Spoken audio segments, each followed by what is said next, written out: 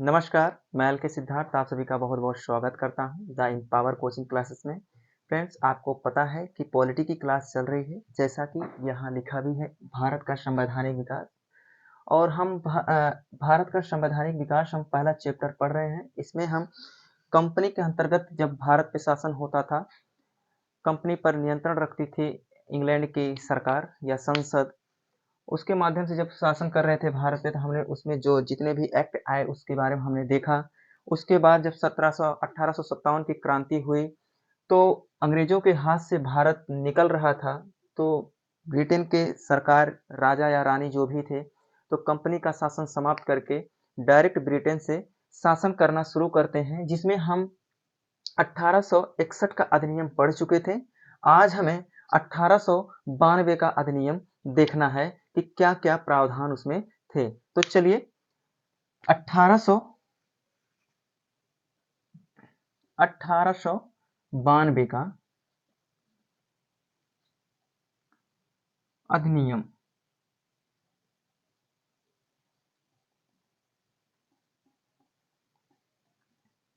ठीक है, अधिनियम 1892 का अधिनियम हम देखेंगे 1892 का।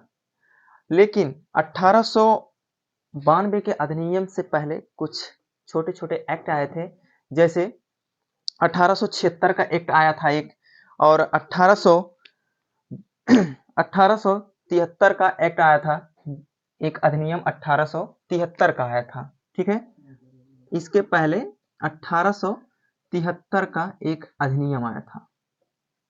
ठीक है, 1873 का अधिनियम आया था।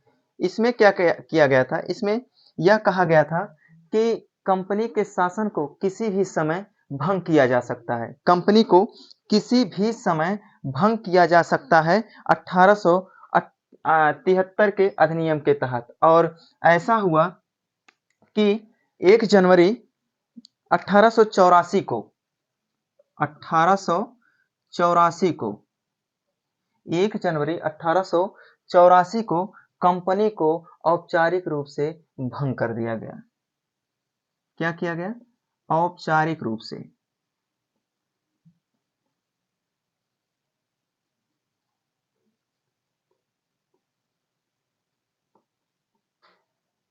ठीक है, औपचारिक रूप से भंग कर दिया गया। कब किया गया था? 1 जनवरी 1884 को। ठीक है, किस अधिनियम के तहत? 1873 के अधिनियम के तहत कंपनी को औपचारिक रूप से भंग कर दिया गया था। उसके बाद एक आता है शाही उपाधि अधिनियम। शाही उपाधि अधिनियम। ठीक है, शाही उपाधि अधिनियम 1876। ठीक है, कब आया था? 1876 को आया था। और 28 अप्रैल सन 1876 को, ठीक है, 28 अप्रैल 28 अप्रैल 1876 ईस्वी को 1876 ईस्वी को महारानी विक्टोरिया को भारत का साम्राज्ञी घोषित किया गया। ठीक है, उस समय 1876 के समय ब्रिटेन की महारानी विक्टोरिया थी। ठीक है, इन्हें क्या किया गया था? भारत का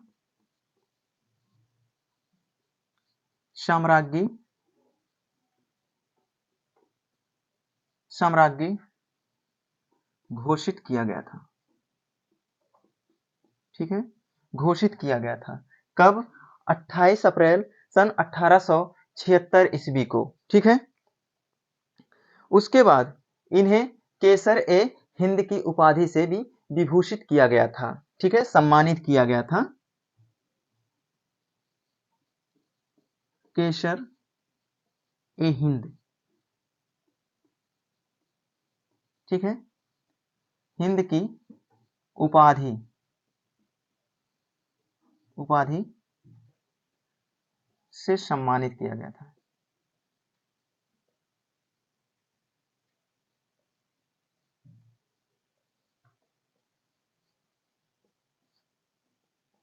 किया गया कब? 28 अप्रैल 1876 को भारत का साम्राज्य घोषित किया गया। किसे? महारानी विक्टोरिया को। ठीक है, महारानी विक्टोरिया को।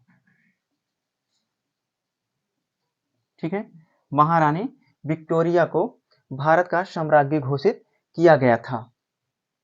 तो 1892 का हम जो अधिनियम देख रहे हैं, इसके पहले कुछ अधिनियम आए थे छोटे छोटे, जैसे 1873 का अधिनियम आया, कंपनी को औपचारिक रूप से भंग करने की घोषणा की गई। उसके बाद शाही उपाधि एक आया था 1876, जिसमें 28 अप्रैल 1876 को महारानी विक्टोरिया को भारत का साम्राज्य घोषित किया गया और केसर ए हिंद की उपाधि से विभूषित किया गया। ठीक है, अब हम पढ़ते हैं कि 1892 के अधिनियम के बारे में। ठीक है,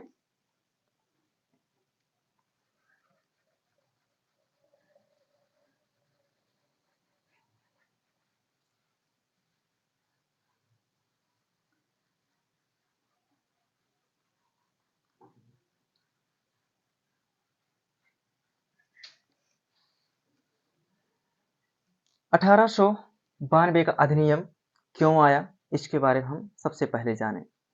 1892 का अधिनियम इसलिए आया कि 1857 में जब भारत की एक स्वतंत्रता संग्राम हुआ, भारतीय क्रांति हुई या सिपाही विद्रोह हुआ, प्रथम स्वतंत्रता संग्राम हुआ, उसके बाद भारतीयों में एक राष्ट्रीयता की भावना जागृत हुई। उधर फिर बाद में 1885 में इसमें राष्ट्रीय कांग्रेस की स्थापना, फिर इल्बर्ट बिल विवाद, ये तमाम चीजें भारत में राष्ट्रीय भावना को जागृत किया। ठीक है, जागृत करते हुए उसके बाद भारतीयों की मांग थी कि हमें विधि निर्माण या प्रशासन में हमें अधिक से अधिक संख्या में भागीदारी दिया जाए। उसी भागीदारी की मांग ने 1892 का अधिनियम जो कारण बना। ठीक है, 1892 का कारण बना। कुछ प्रावधान हुए 1892, उसी प्रावधान के बारे में हमें जानना। ठीक है, देखना है कि कौन कौन सा प्रावधान हुआ था। ठीक, उसके बाद इसमें क्या हुआ? पहला प्रावधान ये हुआ कि केंद्रीय विधान परिषद, केंद्रीय विधान परिषद, केंद्रीय विधान परिषद की जो सदस्य संख्या थी, पहले 6 से 12 सदस्य संख्या हुआ करती थी, लेकिन अब वायसराय के केंद्रीय विधान परिषद में 10 से, ठीक है, कितने? 10 से 16 सदस्य। ठीक है, 10 से 16 सदस्यों का मनोनीत किया जा सकता था। ठीक है, 10 से 16 सदस्यों को मनोनीत किया जा सकता था कम से कम। और इसमें 10 सदस्यों का, ठीक है, इसमें 10 से 16 सदस्य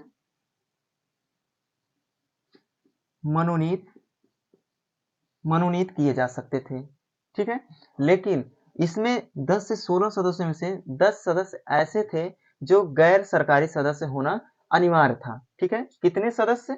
10 सदस्य। 10 सदस्य गैर सरकारी, ठीक है, गैर सरकारी, ठीक है, सदस्य।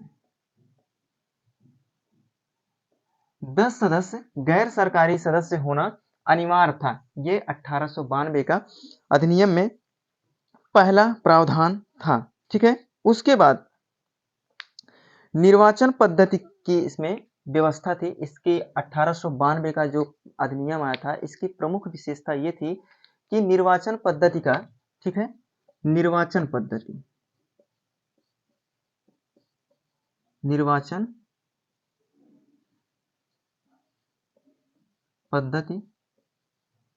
का आरंभ, ठीक है, निर्वाचन पद्धति का आरंभ किया गया, ठीक है, 1892 के अधिनियम के तहत।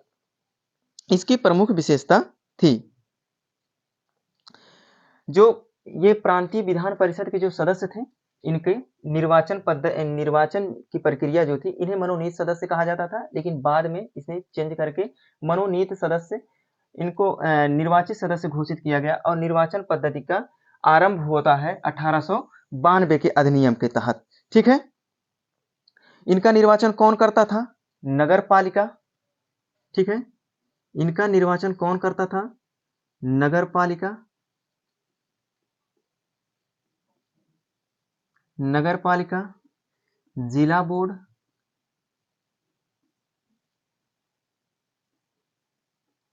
जिला बोर्ड, विश्वविद्यालय,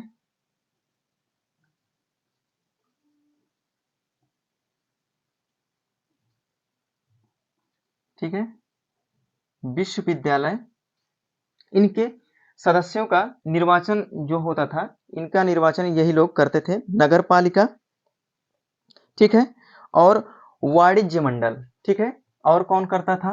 वाणिज्य मंडल,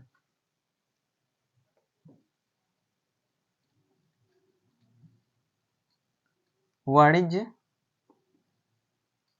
मंडल, मंडल द्वारा मनोनीत किए जाते थे, ठीक है। किसके द्वारा? निर्वाचन पद्धति, ये जो 10 से 16 सदस्य मनोनीत होते थे, इनका निर्वाचन जो है नगर पालिका, जिला बोर्ड, विश्वविद्यालय, वाणिज्य मंडल द्वारा इनका चुनाव जो होता था अप्रत्यक्ष रूप से। कैसे होता था? अप्रत्यक्ष रूप से, ठीक है, अप्रत्यक्ष रूप से निर्वाचन होता था, ठीक। अप्रत्यक्ष रूप से इनका निर्वाचन होता था, किसका? केंद्रीय विधान परिषद के सदस्यों का, ठीक। उसके बाद इसके तहत जो भारतीय सदस्य थे, इसमें कुछ भारतीय सदस्य होते थे, इनको बजट पर बहस कर सकते थे, प्रश्न पूछ सकते थे, लेकिन अनुपूरक प्रश्न और मतदान का अधिकार इनको नहीं था। क्या क्या नहीं था? ये जो है सदस्य, भारतीय सदस्य जो होते थे, इनको जो है ये केंद्रीय विधान परिषद में जो सदस्य हुआ करते थे, इनको अधिकार क्या क्या था कि ये बजट पर, जब भी कोई बजट पेश होता था तो उस पर चर्चा होती थी, तो उसी बजट के संबंध में ये बजट पर बहस कर सकते थे,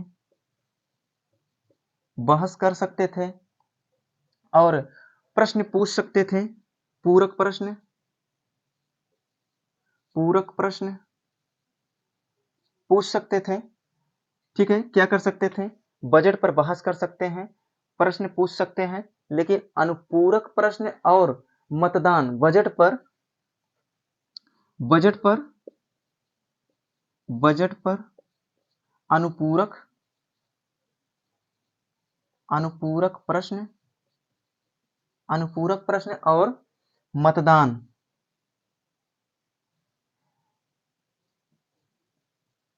मतदान का अधिकार नहीं था, ठीक है। ये बजट पर बहस कर सकते थे, प्रश्न पूछ सकते थे, लेकिन पूरक प्रश्न पूछ सकते थे, लेकिन बजट पर अनुपूरक प्रश्न नहीं पूछ सकते हैं, नहीं इनको वोट देने का अधिकार होता था, ठीक है।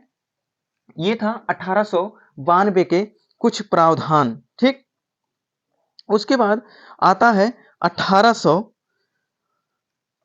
ये 1892 में हमने कुछ प्रमुख जो प्रावधान थे इसके बारे में हमने देखा। केंद्रीय विधान परिषद में सदस्यों की संख्या 10 से 16 कर दी गई। मनोनीत सदस्य इन्हें कहा जाता था। 10 सदस्य गैर सरकारी होना अनिवार्य था।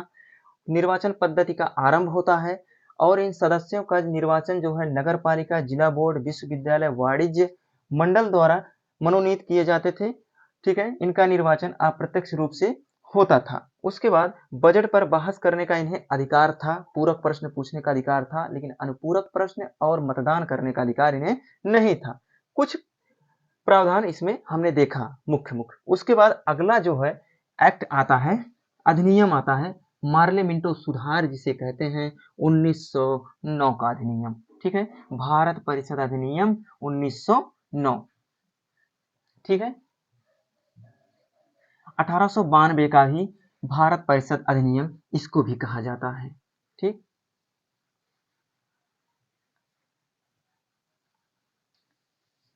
इसको भी 1892 का भारत परिषद अधिनियम कहा जाता है। हमने यहाँ लिखा नहीं, ठीक है, लेकिन हम अगला जो देखने जा रहे हैं 1992 का अधिनियम। ठीक है, 1909 का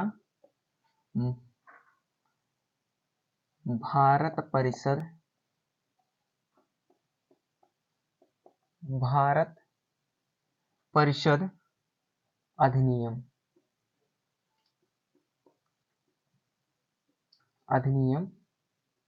1909।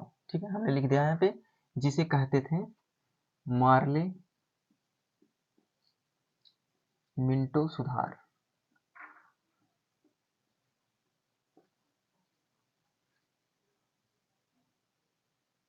ठीक, इस अधिनियम को मार्ले मिंटो सुधार के नाम से भी जाना जाता है 1909 को। ठीक है, ये अधिनियम जो था 1892 के दोषों को दूर करने के लिए अरुंडेल, ठीक है, सर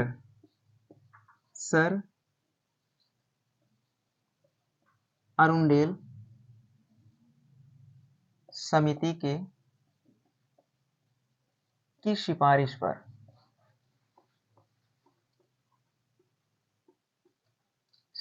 पर ठीक है, सिफारिश पर यह अधिनियम पारित किया गया था, जिसे 1909 का अधिनियम कहा जाता है। ठीक है, जिसे 1909 का अधिनियम कहा जाता है। और इसमें जो है लॉर्ड मिंटो को, ठीक, लॉर्ड मिंटो को भारत का वायसराय, ठीक है, वायसराय, और लॉर्ड मार्ले को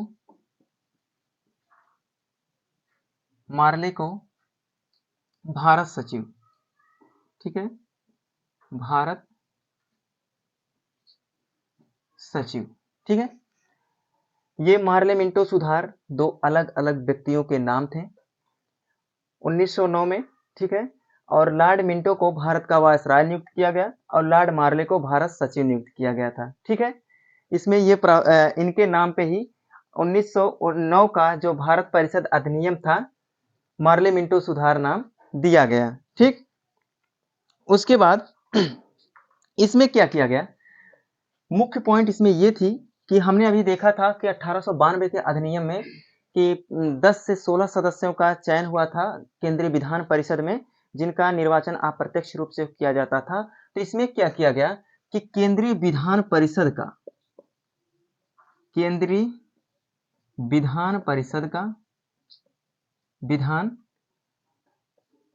परिषद का विस्तार किया गया। ठीक है, क्या किया गया, विस्तार किया गया, और सदस्यों की संख्या जो है 69 कर दिया गया। ठीक, क्या किया गया, सदस्य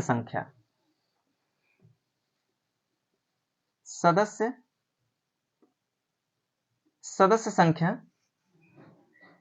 कितना किया गया, 69 कर दिया गया, और केंद्रीय विधान परिषद की थोड़ा से विस्तार किया गया। इसमें क्या किया गया, अभी हमने 1892 के अधिनियम में हमने देखा कि बजट पर बहस कर सकते थे, पूरक प्रश्न पूछ सकते थे, और लेकिन उन्हें अनुपूरक प्रश्न पूछने का अधिकार नहीं था, ना तो मतदान करने का अधिकार था। लेकिन इसमें क्या हुआ, इसमें हुआ ये कि प्रश्न पूछने बजट पर बहस करने, पूरक प्रश्न पूछने, अनुपूरक प्रश्न पूछने का अधिकार दिया गया, लेकिन अभी भी मतदान करने का अधिकार नहीं था।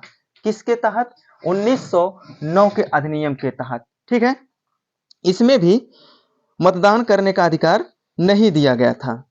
और इसमें जो है भारतीय सदस्यों को प्रशासन और विधि निर्माण में मौका दिया गया।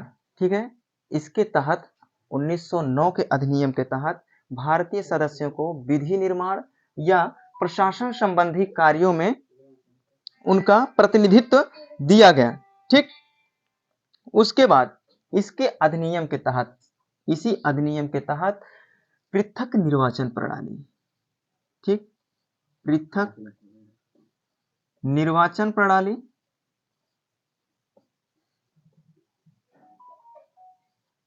पृथक निर्वाचन प्रणाली की नींव रखी गई। ठीक है, पृथक निर्वाचन प्रणाली लागू किया गया या नींव रखी गई, और इसी के तहत सर्वप्रथम निर्वाचन प्रणाली के तहत मुसलमानों के लिए पृथक निर्वाचन दिया गया। ठीक है, मुसलमानों के लिए,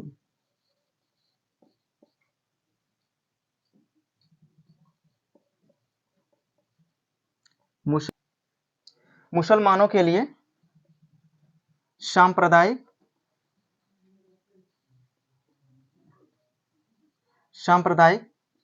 प्रतिनिधित्व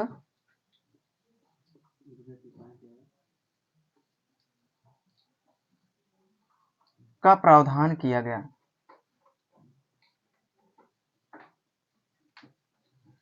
ठीक है, मुसलमानों के लिए सांप्रदायिक प्रतिनिधित्व का प्रावधान किया गया। किस अधिनियम के तहत? 1909 के अधिनियम के तहत। ठीक है, और लॉर्ड मिंटो को सांप्रदायिकता का जनक कहा जाता है। किसे? लॉर्ड मिंटो को, लॉर्ड मिंटो को सांप्रदायिकता का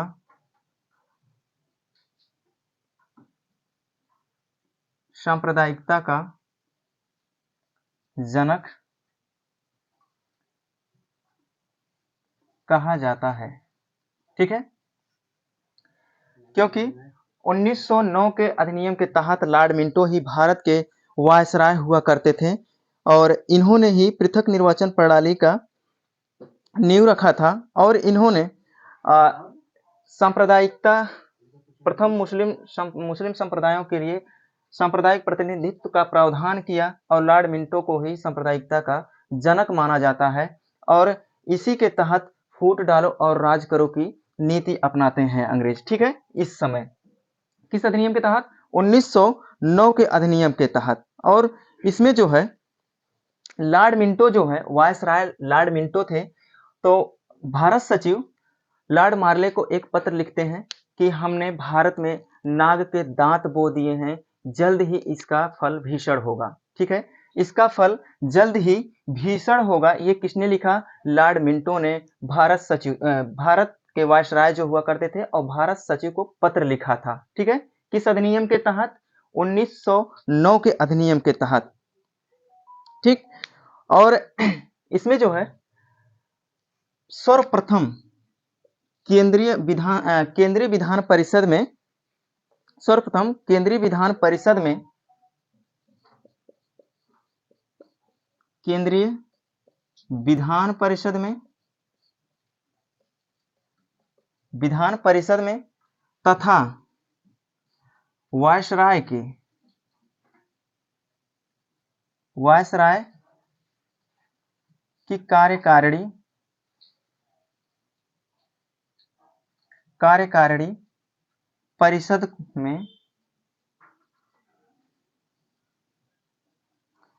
कार्यकारिणी परिषद में सर्वप्रथम भारतीयों को शामिल किया गया। भारतीयों को शामिल किया गया। ठीक है, सर्वप्रथम भारतीयों को शामिल किया गया। किस अधिनियम के तहत? 1909 के अधिनियम के तहत। ठीक है, और जो इसमें कितने भारतीय थे? सर्वप्रथम 2 भारतीय थे। हमने देखा कि 1861 में भी भारतीयों को योगदान शामिल किया गया था, लेकिन वो गवर्नर जनरल की कार्यकारिणी परिषद में थी। और इसके पहले हमने देखा कि भारतीयों को शामिल किया गया, निर्वाचन पद्धति का आरंभ हुआ। लेकिन यहाँ 2 चीज है, केंद्रीय विधान परिषद तथा वायसराय की कार्यकारिणी परिषद में, ठीक है। तो 2 भारतीयों को सर्वप्रथम शामिल किया गया। पहले भारतीय थे केसी गुप्ता, ठीक है, केसी गुप्ता, केसी गुप्ता। और दूसरे व्यक्ति थे हुसैन बिलग्रामी, थे सैयद हुसैन बिलग्रामी, सैयद हुसैन बिलग्रामी, ठीक। ये 2 भारतीयों को केंद्रीय विधान परिषद तथा वायसराय की कार्यकारिणी में शामिल किया गया। सर्वप्रथम 2 भारतीयों को। 2 भारतीय कौन थे? केसी गुप्ता, सैयद हुसैन बिलग्रामी, ठीक। जबकि एसपी सिन्हा को, ठीक है, एसपी सिन्हा को, एक एसपी सिन्हा हुआ करते थे, ठीक। एसपी सिन्हा को, एसपी सिन्हा, एसपी सिन्हा को वायसराय की, वायसराय की कार्यकारिणी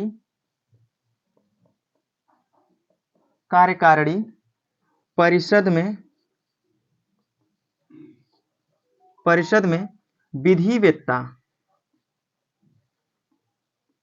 विधिवेत्ता के रूप में शामिल किया गया, ठीक है। विधिवेत्ता के रूप में शामिल किया गया किसे? एसपी सिन्हा को वायसराय की कार्यकारिणी परिषद में। और बाद में इन्हें लॉर्ड की उपाधि से सम्मानित किया गया। किसे? एसपी सिन्हा को, ठीक है। इनका पूरा नाम था सत्येंद्र प्रसन्न सिन्हा, ठीक है। सत्येंद्र प्रसन्न सिन्हा इनका पूरा नाम था, एसपी सिन्हा को, ठीक है। बाद में इन्हें किस उपाधि के नाम से, कौन सी उपाधि दी गई? लॉर्ड की उपाधि, ठीक है, लॉर्ड की उपाधि, ठीक है। इतने प्रावधान 1919 के अधिनियम के, भारत परिषद अधिनियम के अंतर्गत का किया गया था, जिसे मार्ले मिंटो सुधार के नाम से जाना जाता है। इसमें लॉर्ड मिंटो वायसराय हुआ करते थे और लॉर्ड मार्ले जो है भारत के सचिव हुआ करते थे, ठीक है। क्यों? क्योंकि 1892 के अधिनियम जो आया था उसमें कुछ दोष उत्पन्न हो गए थे, सही से कार्य नहीं हुआ था। तो इसलिए 1909 का जो भारत परिषद अधिनियम था, इसका कारण यही था। किसके सिफारिश पे आया था? सर अरुंडेल समिति के सिफारिश पर 1909 का अधिनियम पारित हुआ। केंद्रीय विधान परिषद का विस्तार हुआ, 10 से 16 सदस्य के जगह से 69 सदस्य की संख्या की गई, ठीक है। पृथक निर्वाचन प्रणाली लागू किया गया। इन सदस्यों का निर्वाचन अप्रत्यक्ष रूप से किया जाता था। कौन कौन करते थे? विश्वविद्यालय, ठीक है, विश्वविद्यालय करता था, नगर पालिका करती थी, वाणिज्य मंडल द्वारा अप्रत्यक्ष रूप से इनका निर्वाचन किया जाता था, ठीक है। उसके बाद पृथक निर्वाचन प्रणाली, लॉर्ड मिंटो को सांप्रदायिकता का जनक कहा जाता था। पहली बार फूट डालो राज करो की नीति अपना करके मुसलमानों के लिए पृथक निर्वाचन प्रणाली लागू किया गया और सांप्रदायिक प्रतिनिधित्व का प्रावधान किया गया मुसलमानों के लिए, ठीक है। उसके बाद केंद्रीय विधान परिषद तथा वायसराय की कार्यकारिणी में सर्वप्रथम भारतीयों को शामिल किया गया। और प्रथम 2 भारतीय थे, कौन कौन? केसी गुप्ता और सैयद हुसैन बिलग्रामी। और वायसराय की कार्यकारिणी में एक व्यक्ति को शामिल किया गया, एसपी सिन्हा को, एक विधिवेत्ता के रूप में। बाद में उन्हें लॉर्ड की उपाधि से विभूषित किया गया या सम्मानित किया गया, ठीक है। तो आज हमने देखा कि 1873 का अधिनियम, जिसके तहत कंपनी को भंग करने का आदेश दिया गया, ठीक है। 1 जनवरी 1800, ठीक है, 1 जनवरी 1876 को कंपनी को भंग करने का आदेश दिया गया, सॉरी 1 जनवरी 1884 को। उसके बाद हमने शाही उपाधि 1876 देखा, महारानी विक्टोरिया को भारत की साम्राज्ञी घोषित किया गया और उन्हें केसर ए हिंद की उपाधि से सम्मानित किया गया। उसके बाद हमने देखा कि 1892 का अधिनियम, फिर उसके बाद हमने देखा कि 1909 का भारत परिषद अधिनियम, जिसे कहा जाता है कि पार्लियामेंट सुधार। तो आज के लिए इतने ही काफी। नेक्स्ट वीडियो में हम अगला अधिनियम देखेंगे। तब तक के लिए नमस्कार, जय हिंद।